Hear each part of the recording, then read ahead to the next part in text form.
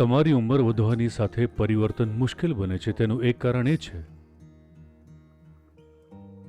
તમે આરામદાયક પરિસ્થિતિ ગોતી લીધી છે. જો જ્યારે તમે 16-18 વર્ષના હતા ત્યારે તમારામાં જબરજસ્ત સપના હતા કે જીવન સાથે શું કરવું છે. તમે 35ના થાવ ત્યારે વિચારો છો કે જો હું કોઈ મુશ્કેલીમાં ના ફસાવું તો એટલું ઘણું છે.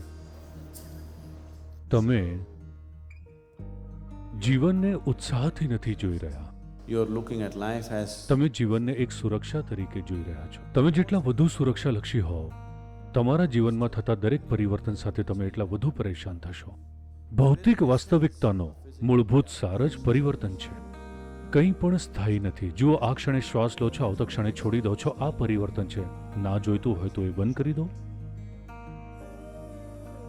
તો જ્યારે તમે પરિવર્તનનો વિરોધ કરો છો ત્યારે સમજો કે તમે જીવનની મૂળભૂત પ્રક્રિયાનો વિરોધ કરો છો. ચોક્કસ તમે બધી પ્રકારના દુઃખને આમંત્રણ આપશો.